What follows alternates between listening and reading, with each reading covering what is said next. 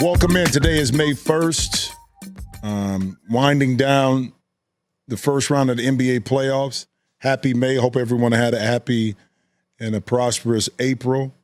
A lot of stuff going on right now. Thank you for joining the show. Of course, you can join the Jim Jackson Show at Jim Jackson Show. That's Instagram. Also, you can follow it on at the Rich Eisen Show YouTube or any place that you download your favorite podcast that you tune into.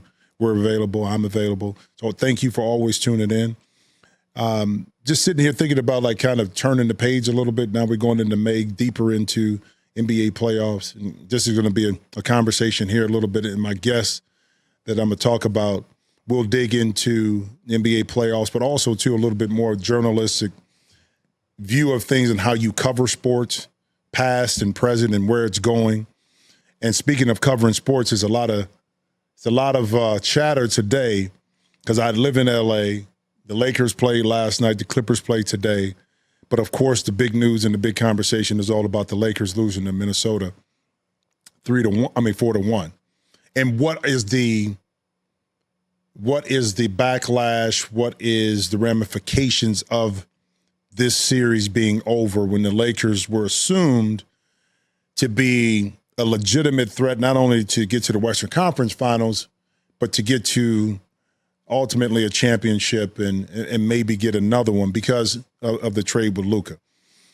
And the chatter right now has been throughout this series, does it work? Does the Luka LeBron thing work? It looked like it did during the back end of the season, and that they were going to be a legitimate threat. And also, more importantly, is this a really good matchup against Minnesota? Minnesota's a team that was picked to finish in the top half, of course, of the Western Conference, in the Western Conference at the beginning of the year.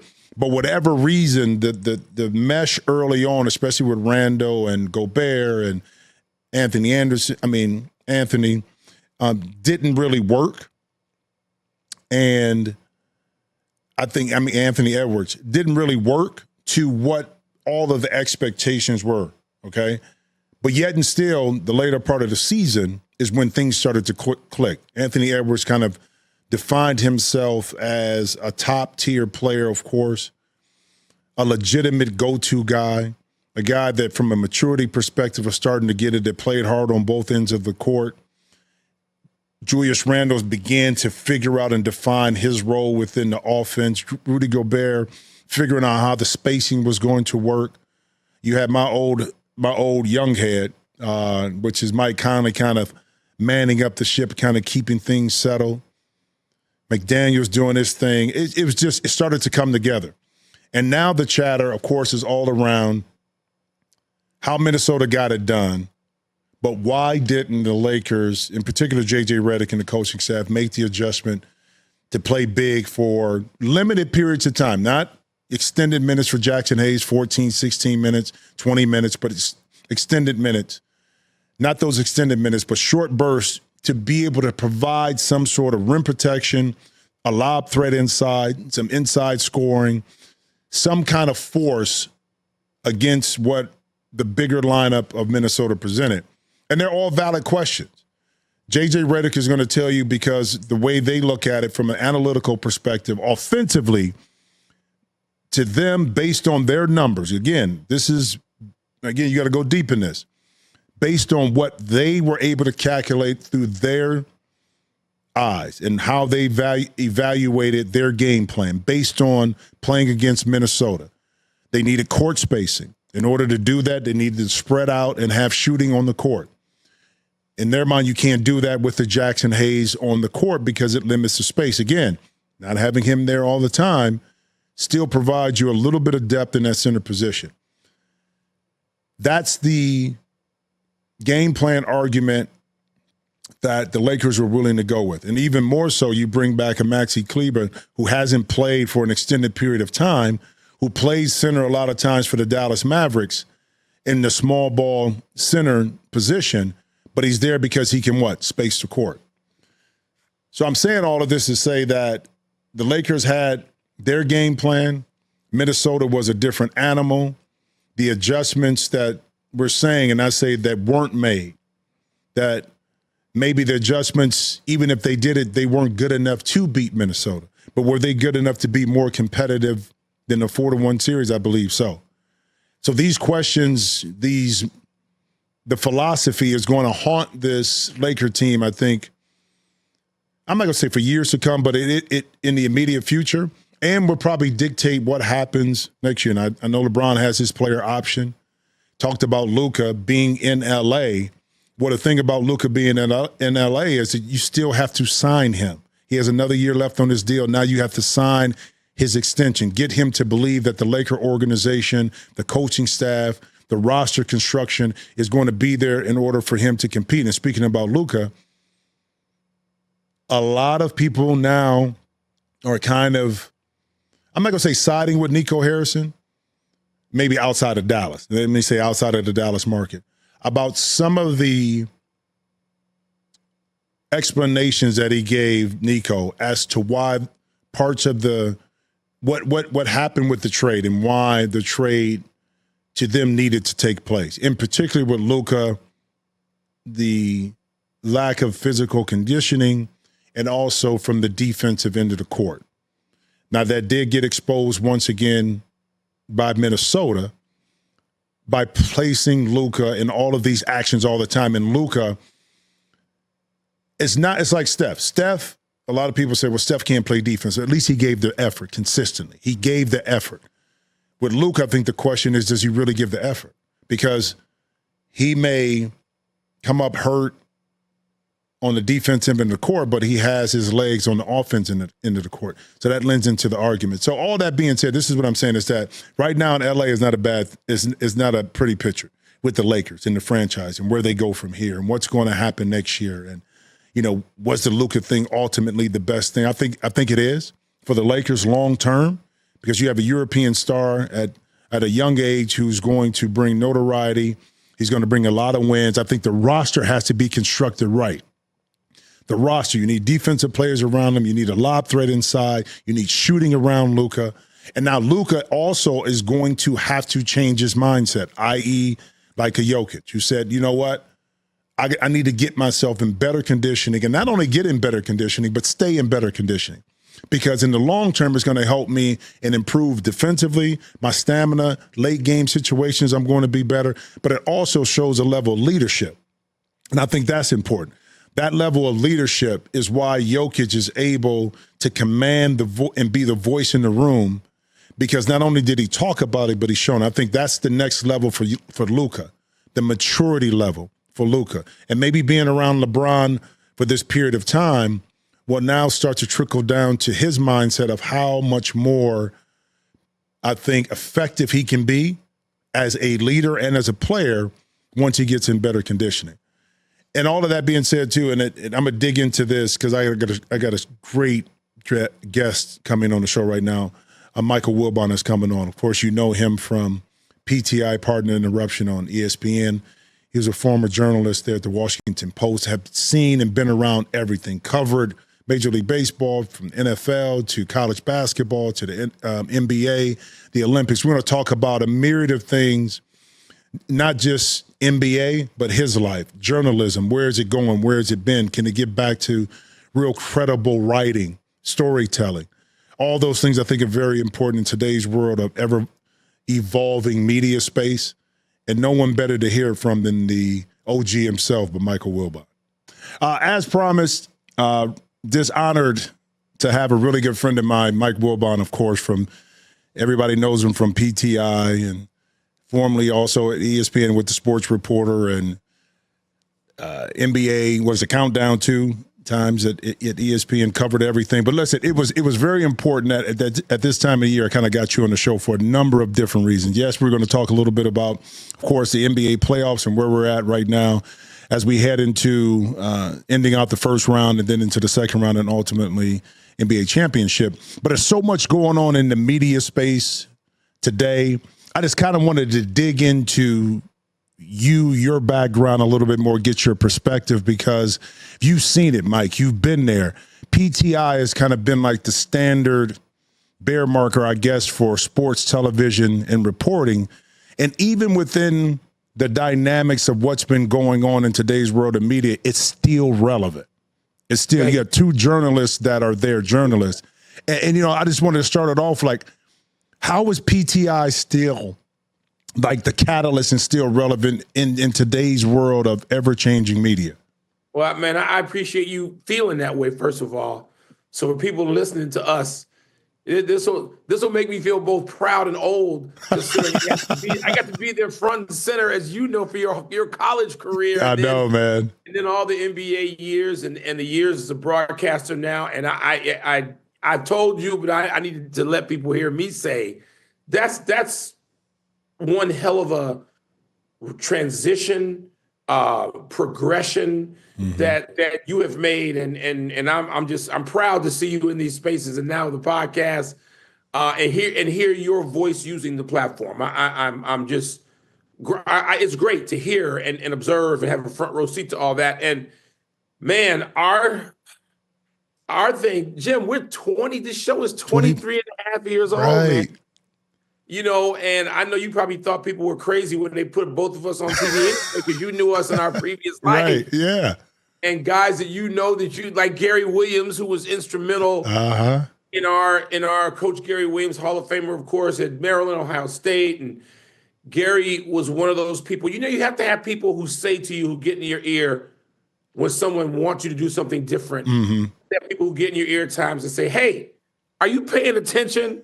like your comfort zone is not important. This other thing, the world is moving, it's evolving. Right. And then like Gary, when I say people I don't mean Gary was like in the chorus. I mean Gary's voice was important to both Tony Kornheiser and me and Charles Barkley. Yeah. Charles took me to dinner and said, "What do you mean you thinking about not doing this show? What are you talking about?" Really? Yeah. Really? Hold on, wait, back up. So you thought about, so you were doing a sports reporter. Now, keep in mind, people got to understand that you and Tony come from a journalistic background. Yes. Go in you. What is it? Go in you. How you say it at Northwestern? What's the chant? Oh, go. You did. What is it? Go. What? You said it. You had it. Yeah, that's it. So, but you come from that because went to Northwestern, right? Journalism school. And Jim, but I wasn't looking. It wasn't my goal. It wasn't my objective to be on the broadcast side. Because you said I was a print journalist. Working at the Washington Post. Right. And I just wasn't thinking about that. I was comfortable. I was, at the time, to be fair, being compensated in a way I never thought I would. I was, 18, 20, 25, 30 years old. And then, ESPN said, we want you and Tony to bring what you do as journalists to the screen. We're like, right, get out of here. And the people that knew us, they were, and Charles is, one of my best friends for the last 30 years is Charles Barkley. And I was with Charles. We were working on a book, Jim, and Chuck was like, he heard about the conversations because Charles is getting ready to segue, right? He's getting ready to transition to retirement in his own broadcast career. So he knows these conversations exist for different employers, potentially. And Charles and I were in Atlanta, and we're going to dinner. We went to this place called a Clubhouse in Buckhead, and he said, you got to talk this through. You can't just say no. The world is changing. Mm-hmm. And so I said, finally, after several of these conversations that Charles had with Tony and me, I said, okay, fine. If we do this, you got to be the first guest. You got to help out. Throw it back at him. If you go back and look at the first show, Jim, Charles was first guest, first day. But see, but the difference too, I think, with the credibility perspective, I think in today's world, a lot of that is lost. And not saying that because of the social media space and the podcast, that some people that are doing it are not credible. And people can talk about Stephen A. Smith all they want, and he has his own dynamic to what he does, but he's a journalist by nature. He was a print writer by nature. He covered the Sixers and teams, back then. So he had to write and create the storylines and everything, just like you did. So you bring a certain credibility to the table when you speak. So as you have progressed through this, and you continue to watch the evolvement of media, in particular sports media, everybody's dipping their toe into it now. Okay. How do you, from an integrity perspective, and you come differently, keep that journalistic integrity in place when you're not a journalist and you're reporting on these stories? You know what, Jim? That's a central question to identity, right? And product. And I try to, you mentioned my Northwestern roots and go UNU. I still wake up every day and go about this as if I was at the Washington Post and that's my bar. So I have a personal bar. And it's not to say that everybody else, many people have a bar and they're great storytellers, some who are professionally trained and some who are not. Look, my favorite, I tell people all the time, they'll say, who are your favorite people to talk to? Sometimes they're professional storytellers. Sometimes it's just people who know how to do it. Who know, one of the things that I liked about when Charles was a player and we sat around and got to know each other was like, dude, you love telling stories. You got to figure out how to transition this. When you get ready to retire, why look for something that you don't love when you love the art of storytelling? And so I try to answer your specific question, and it requires a specific answer. It does. I try to apply the fundamentals and the values. I don't try. I do to that, like multiple sides to a story. Sometimes you'll see me, like when you see me at games after all these years, I still love it. But I need to be in the locker room listening to people. I need to hear their stories, need to see me. Like, I don't want to get into dust-ups with people, and I rarely, if ever, have, because people see you and they can say, hey, wait a minute. That's not what I was thinking. Here's what I was thinking. Hold on, what about this side? Right, very important. Jim, yep. I have to have that. I need that. So, like, this week when I was at both series, Clippers, Denver. I was at 3 series. I was at Golden State, Houston. And one I just sat around for an hour. I was lucky with Jimmy, with Draymond and Steph, guys obviously who've been in this for a long time, and I've known them all their careers. And sometimes it's just a matter of getting perspective and letting them see you. Or Draymond say, hey, look who the wind blew in. I got to talk to you. And that is, like, some people like offended. Not only am I not offended, that's the fabric of, that's how you have meaningful conversation. That is, it's engaged, the two sides should be engaged. So I still want to apply the standards from all of that. If I can't get a call from Gary Williams after all these years, I've known Coach Williams. I playfully call him now. He'll tell me to shut up. He's not coach to me, but he is. I will. If I can't get a call from Gary or see Gary Williams on the golf course and him say, have you lost your mind? Or have you and Tony gone crazy today? Right. Or I really like what you guys did. I need to see more of that. Then you're not engaged. You're not evolving. And so to me, all of that is required, Jim. And so that's why, it's back to the Clippers tonight, man. I need to, the locker rooms and the assistant coaches and the head coaches. Man, I know T. Lue since he was, long before he was getting stepped over by AI. By AI, yeah. I've known T. Lue. There's a lot of people I look at and just respect tremendously. Let's see, what am I? I'm sorry about my brother's loud. Sorry, that's what you do, man. That's Mike Wilbon, man. That is nothing.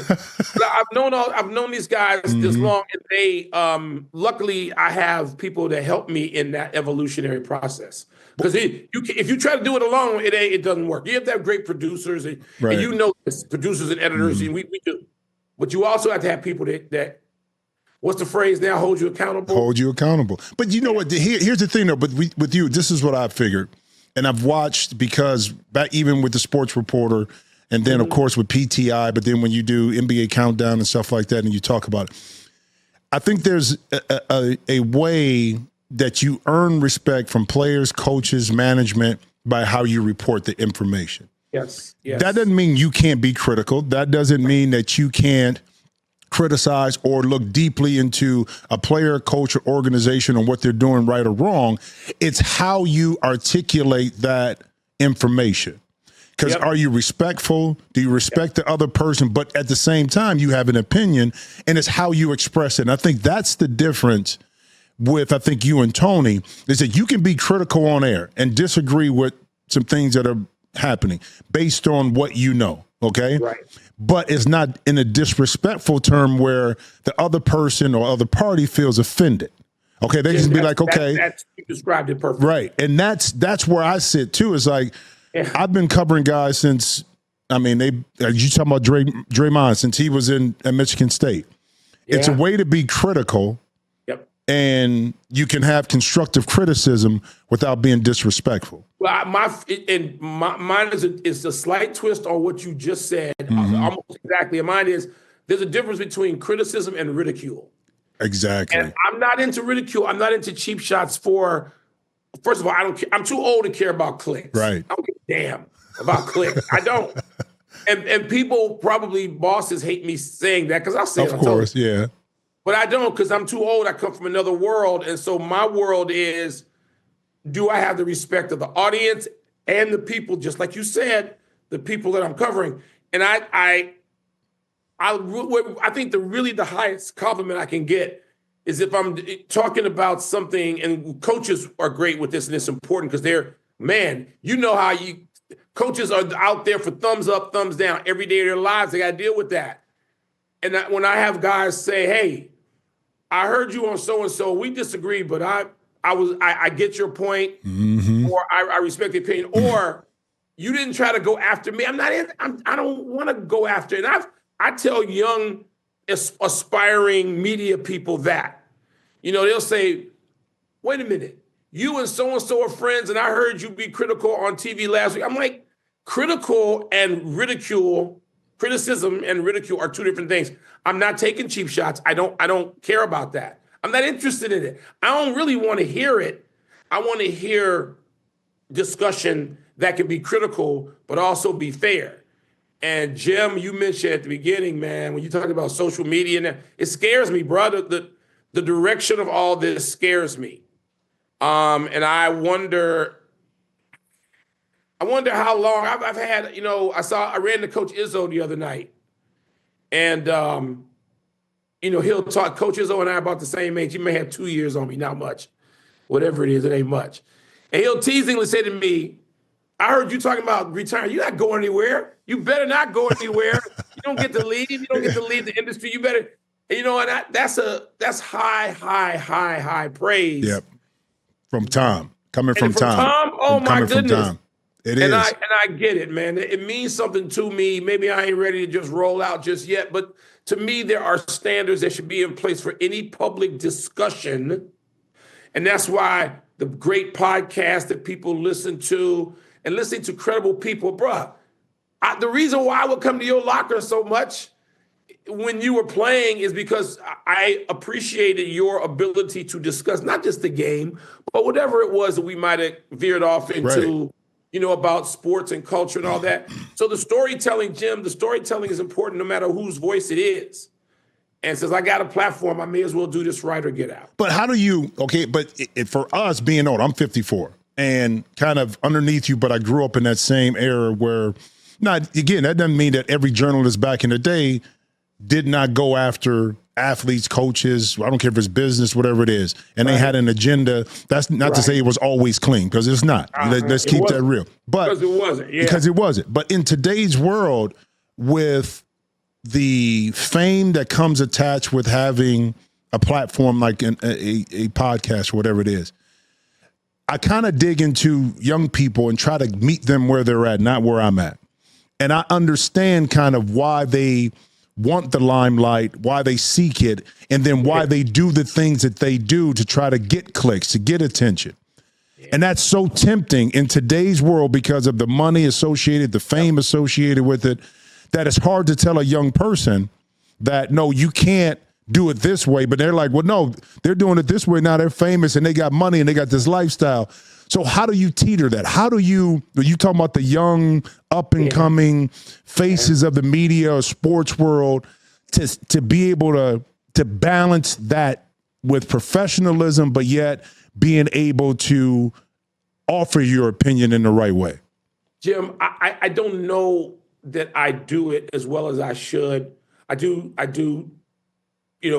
lecture at Northwestern at my alma mater more than from time to time. And other places. But I tell you where my toughest laboratory is in my house. I got a 17-year-old. Oh, man. I got a 17-year-old who does not want to go into media. Okay. He don't want to do what dad does. We at that point. But every morning, so I'm on the West Coast now, so it's 3 hours earlier back in D.C. And going to school, high school, and playing ball. And I get texts like clips from him every morning. And I say, dude, what are you, my producer now? Dad, you got to talk about this. Dad, you got to do that. And he'll say, why? And by the way, he is captivated by Stephen A. And he knows Stephen A. He knows things like an uncle to him.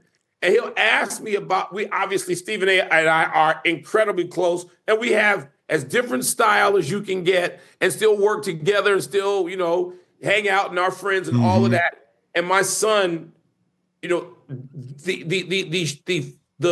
showman style appeals, Jim, just like you're suggesting. Right. The showman. In my own house. Yes. My son is asking me, why don't you do it like this? Why don't you do it?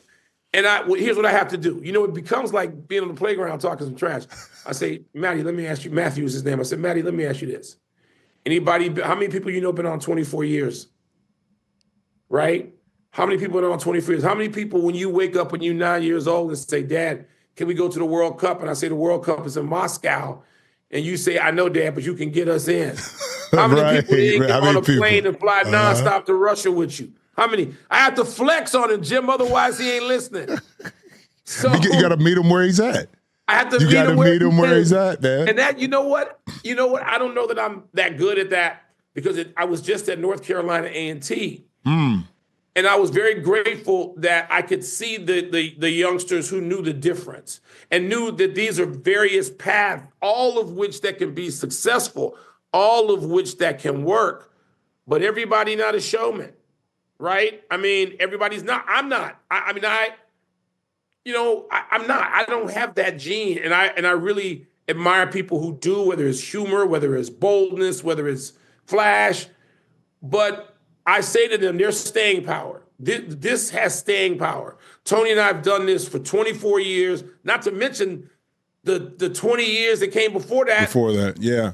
And so it's been, I got 11 years on you. And so I'm freaked out by the whole thing. But Jim, it's a challenge, man.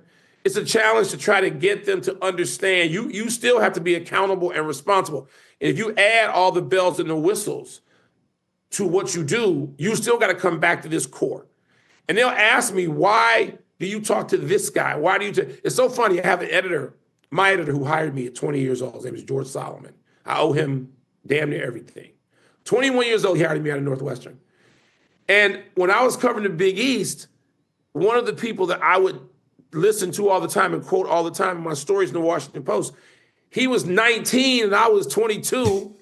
I would quote a backup point guard named Mark Jackson. Oh, I think I know who that is. I think I know who that is. It sounds familiar.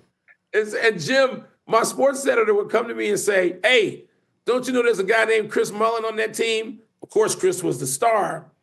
And it's funny because I know Chris and Mark obviously well. Mm-hmm. And I tease those guys about that, and they tease me. And the reason Mark Jackson just had, I think I'm a pretty good scout. If I knew when he was 19 that Mark had this, right? And I teased him all the time about discovering it. And Mully teased me last week about going to Mark's locker and not his more. And the funny thing is they're both in it, right? And I'm able to interact with them as peers. No, I don't know that I get pleasure much greater than that because those guys, they weren't showmen, even though they were players. They were great players, mm-hmm. Hall of Fame players, but that's not at the crux of their storytelling. I think we're more similar, and that is what attracted me to them when we were all young. Long way answering that question, but I think that the people I still gravitate to and I put up there as examples, they're often not the flashiest. But they're really good at it for a long time. And it's funny how like-minded people, you kind of gravitate towards that. Not that you're ostracizing the other side and you don't appreciate what people do, like you said, and I do too. But people that are very similar. It's crazy. Stephen A. and I share the same birthday. But we're totally different personalities. I've been knowing Stephen A. since he was with the Inquirer, and that's my guy. But we're totally two different Libras, when I look at it. Listen, that's not so funny. I didn't know that.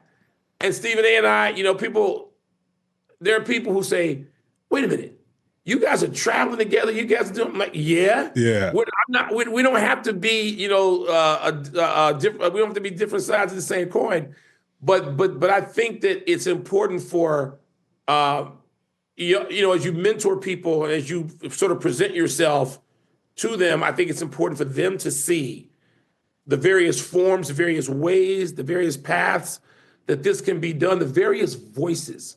One of the great things I love about guys like you doing this, I had to talk with Draymond the other night about this. Voices. There used to only be a handful of voices. No. We need to have voices that we can consume. And we don't necessarily need to listen to everybody every day. But I'm glad there's a whole range and variety of voices that I can tune into and listen to, be educated by, and entertain. Yeah. And speaking of that, too, and before we transition with these playoffs, I want to get this from you because your career is a story. I mean, you cover 10 Olympics. You got, it means I'm old, Jim. That's all that means. Listen, like wine, you age fine with time, brother. You're more mature than everybody. That's what I like to say about people that are a little bit more mature and older than me. But whether it's NBA championship, NFL Super Bowls, the Olympics, MLB, I don't care.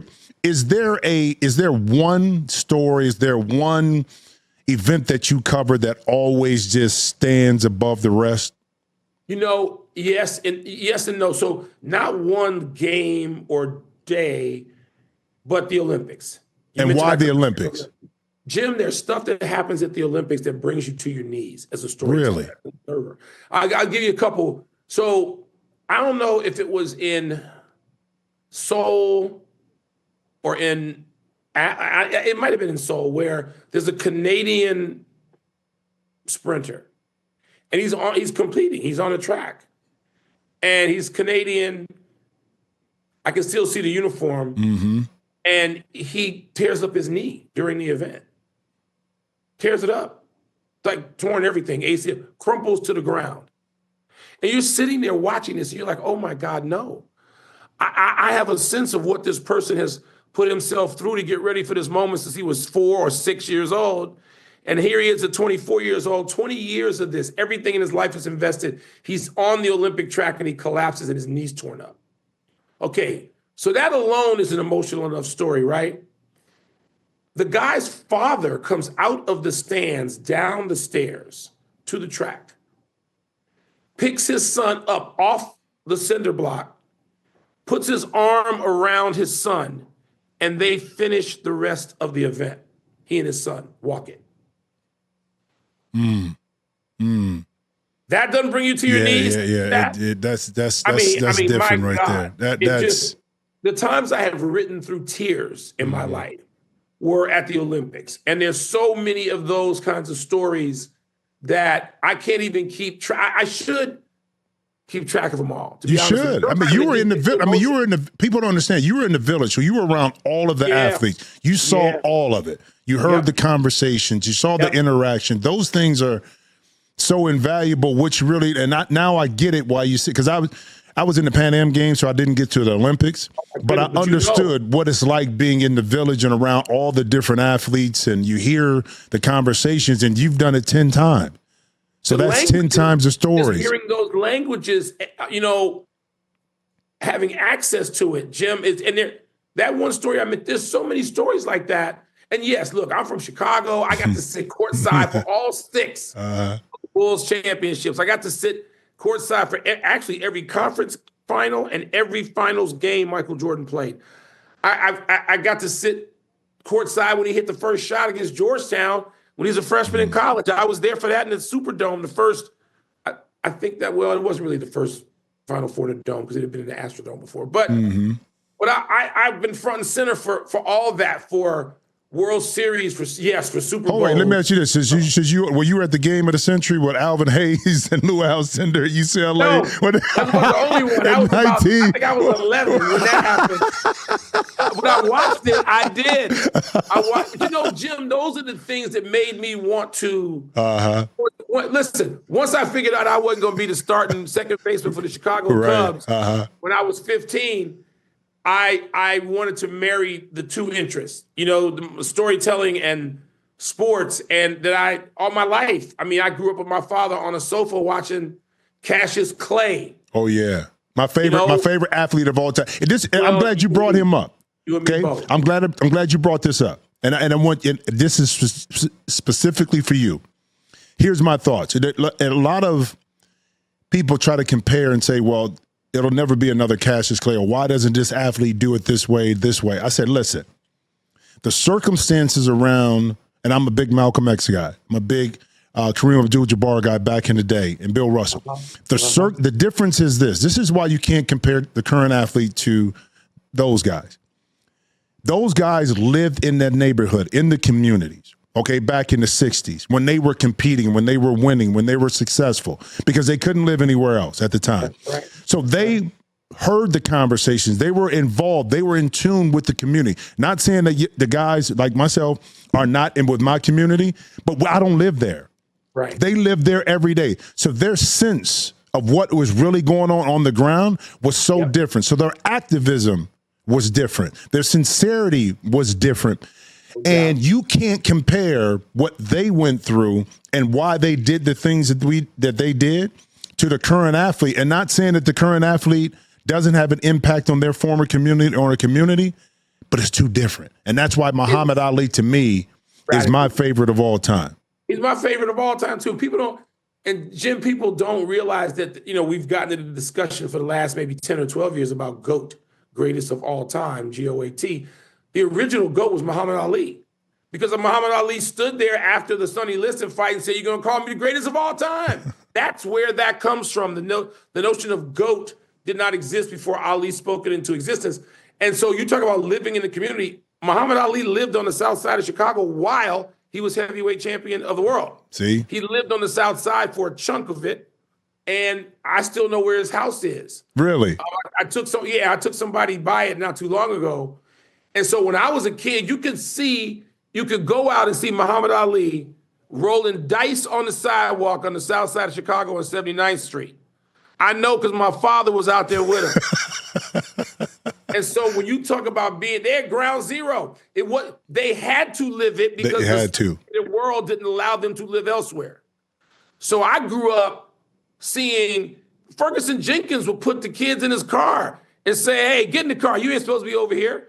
And it's like my Little League jersey, the Little League teams, that we have 4 teams in the Little League, said Ernie Banks Ford. That's because Ernie Banks made it possible for us to have a Little League because he sponsored it.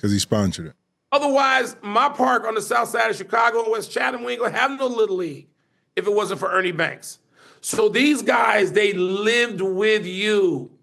You saw them, you saw their kids, you saw their families. And then later, and they did it so that we wouldn't have to, so that we could live where we wanted to live. And so that became possible, but it only became possible because they were confined. They didn't have the options, that we had. And so you are 1,000% right. And I'm a huge fan of the men and women who had that experience, understood it when they were with us, and made it possible so that we could see something else. But while we can see something else, we better understand how we got there. Yeah, we better.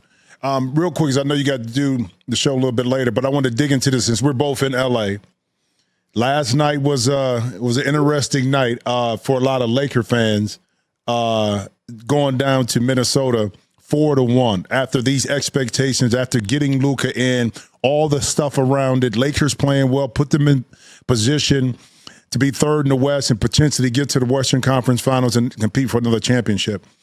In your eyes, and I know it's a lot of rhetoric going on around about J.J. Redick and the substitution patterns and what happened. In your mind, is it the substitution patterns, or was it this Minnesota team who didn't play as well during the regular season, was just a better team and a bad matchup for the Lakers? Jim, absolutely it was a bad matchup. And coming in, it's so funny. Kendrick Perkins and I talked about how we both sat there on the set and we both said Lakers in 7. And part of the reason why we said Lakers in 7, because both of us were scared to actually go with the Minnesota. Minnesota's probably the better team. Uh-huh. Right? So we were hedging.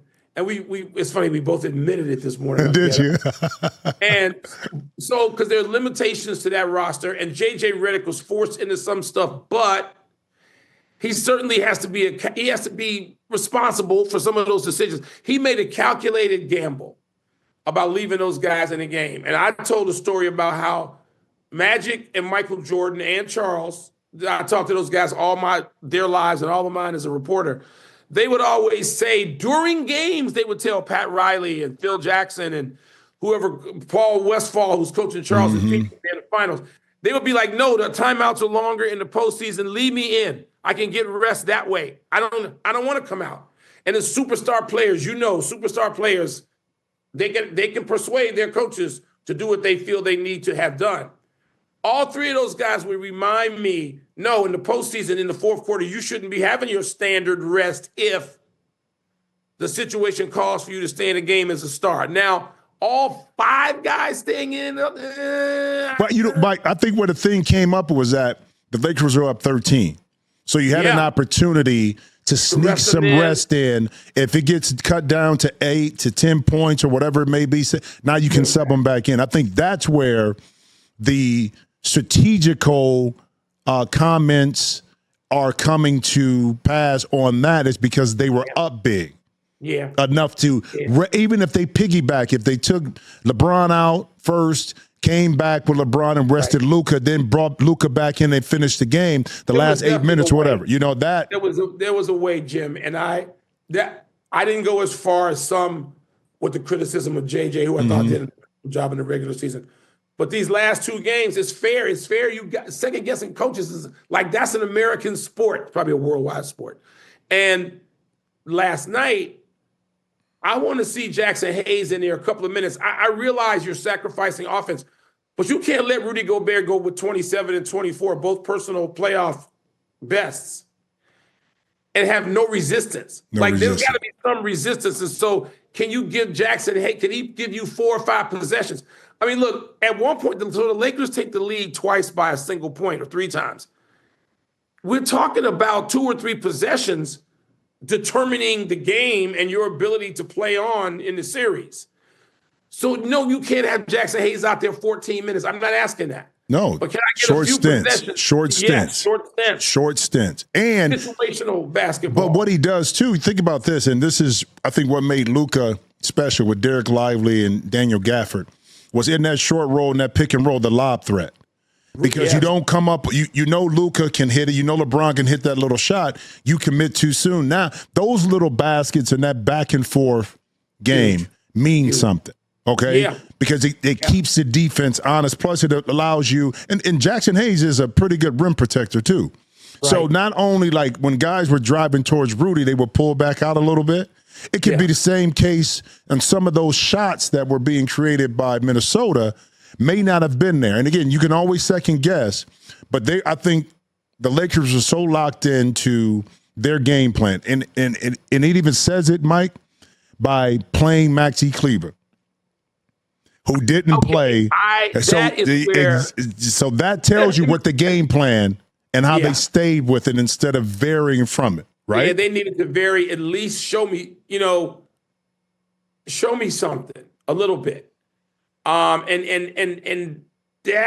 wanted to, and it wasn't like that was necessarily, I'm not rooting against Minnesota. I have a dear friend who works with the Timberwolves. I'm not rooting against them at all. And I really have gotten to know Julius Randle and Mike Conley. I grew up on the south side of Chicago when Mike Conley's dad did. OHIO. Yeah, I mean, that's right, of course. OHIO. He hit that big 3, baby. Yeah. No, but listen, I think I played against Mike Conley, went to a rival high school. Okay. Mike went to a rival high school, Jim Quigley. So we go back longer than I even want to say out loud. So I got some connections, Minnesota, that I root for on the Timberwolves. So I wasn't necessarily rooting for any one result. A longer series would have been fine with me. But yeah, you are 100% right. There was a plan that they wanted to stick with no matter what. And it cost them, Jim, it cost them.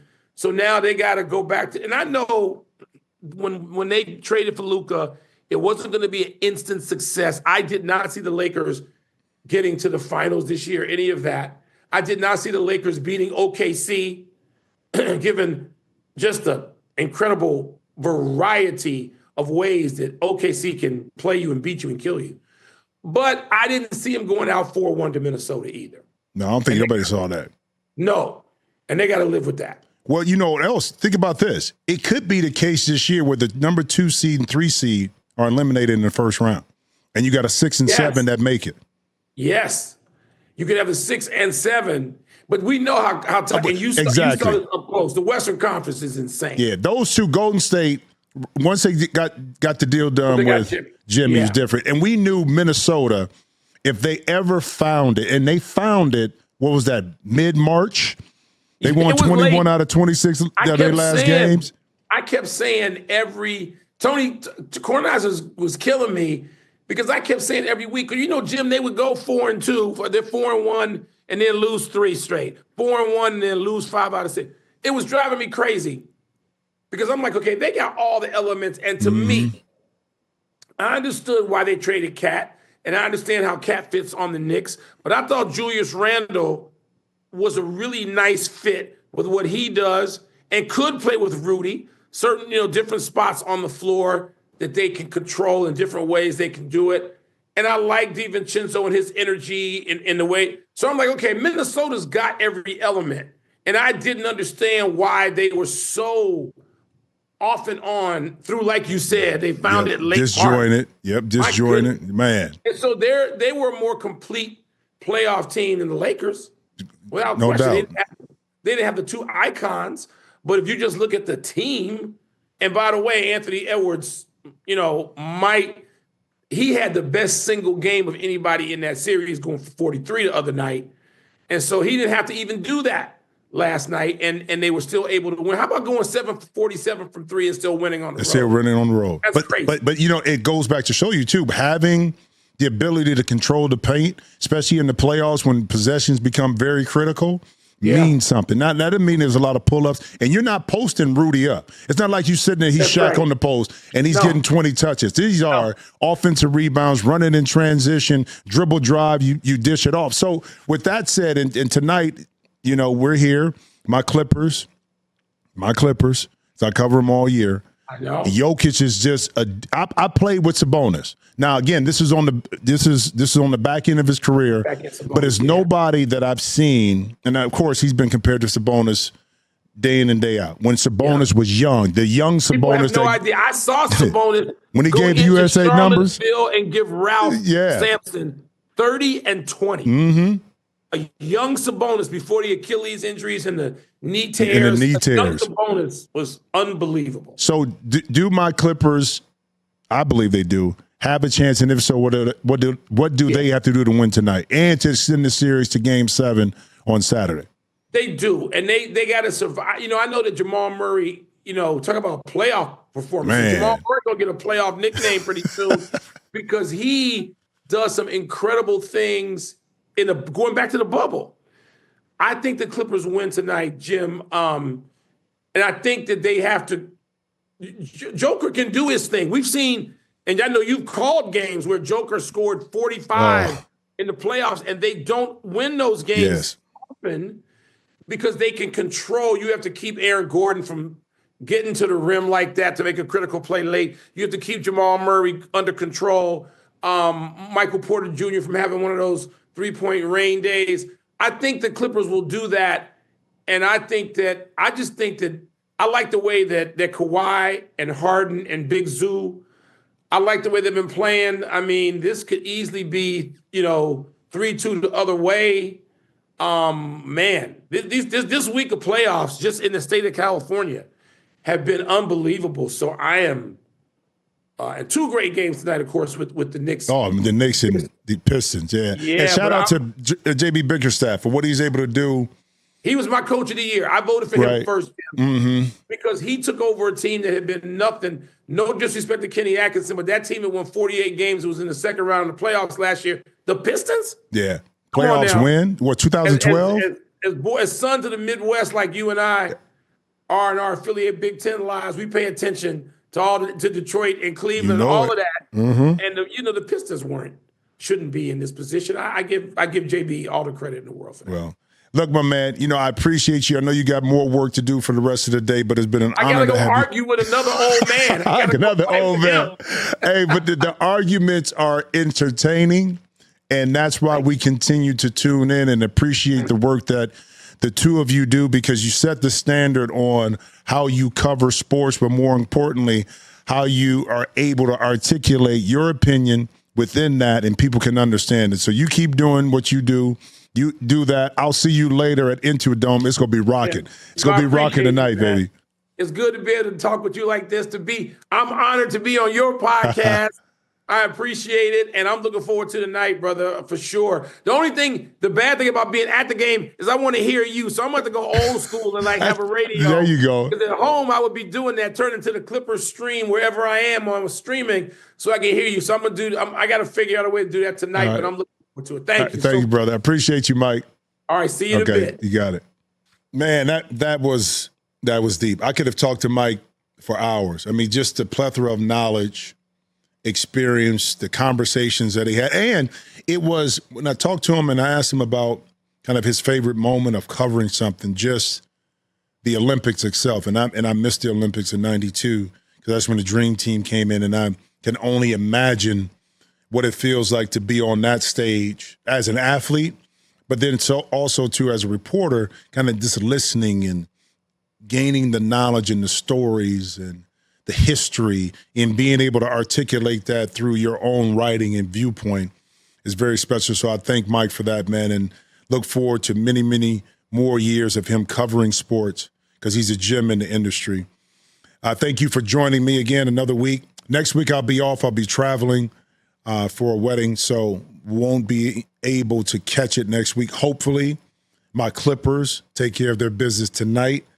We go in Saturday, which is Coach Ty Lue's birthday, and get Game 7, and then we go on to round 2 to continue this journey to get to a championship. So thank you for joining me this week. Have a great weekend. Enjoy a lot of exciting basketball. The Clippers tonight, Denver, also Detroit, and New York is going to be a great game. We still got Houston and also Golden State, very intriguing. The Western Conference is tough, so enjoy it this weekend. Have a lot of fun. Talk to you soon.